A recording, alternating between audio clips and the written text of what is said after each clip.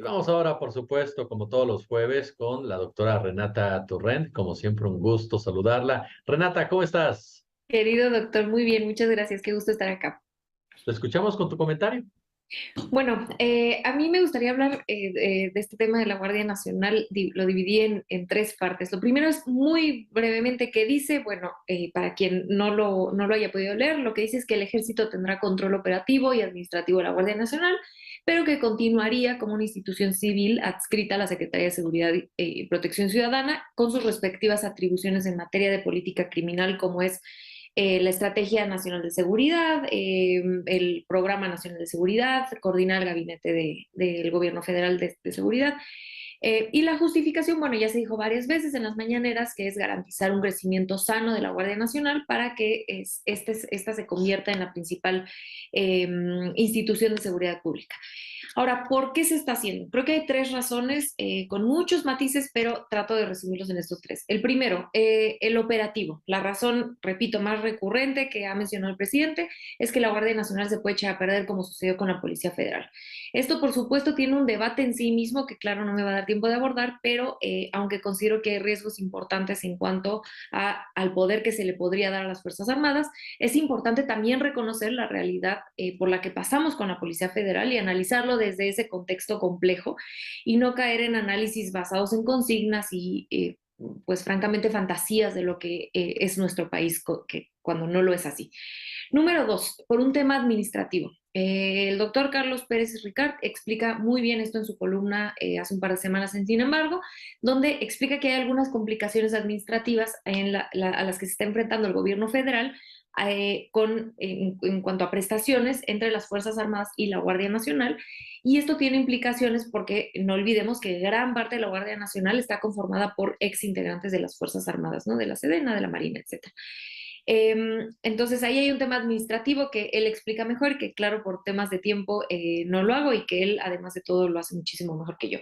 Y número tres, hay un tema político que es donde a mí me gustaría enfocarme y creo que vale la pena entender este tema desde un punto de vista político porque todo lo que hace Andrés Manuel López Obrador se puede entender desde esa manera, ¿no? No olvidemos que más allá de filias y fobias, pues Andrés Manuel López Obrador es un animal político y creo que vale la pena analizarlo desde ahí.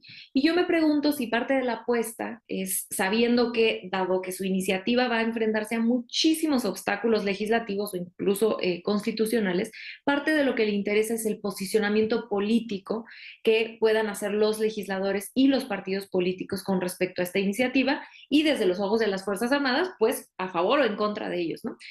Y bueno, en este caso creo que podría ser que el mero debate de la iniciativa políticamente le beneficia a la 4T en cuanto a esta alianza que ha construido con las Fuerzas Armadas.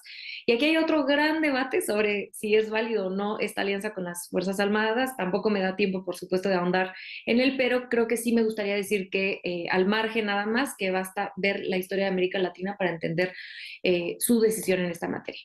Y nada más para cerrar, me gustaría decir que hay preocupaciones sobre cómo se pretende garantizar que las Fuerzas Armadas rindan cuentas, que se respeten derechos humanos, que no tengan la tentación que han tenido en otros países de América Latina, que no solo son válidos, sino que incluso yo comparto, ¿no? Esas críticas. El solo hecho de pensar un personaje como Felipe Calderón regresara con unas Fuerzas Armadas así me da escalofríos y pesadillas y la verdad es que creo que es importante analizarlo y decirlo, pero de aquí creo que hay dos cuestiones que se derivan. La primera es que quien pide que se desmilitarice el país olvida que lo que retoma Pérez Ricard, que sabe mucho de este tema y él lo condensa muy bien y es no se puede desmilitarizar una estrategia de seguridad cuando tienes un país con un crimen organizado totalmente militarizado, ¿no? Entonces hay que empezar por ahí y analizarlo con un poco más de complejidad.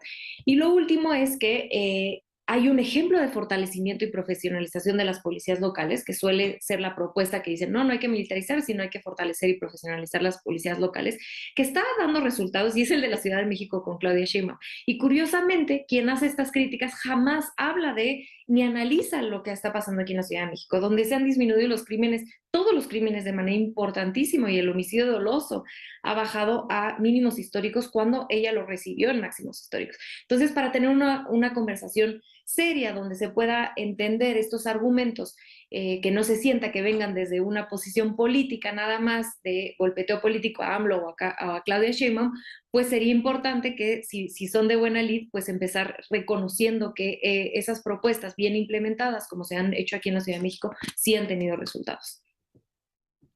Perfectamente, mi querida y adorada Renata Turrent, como siempre, un gusto que engalanes este espacio.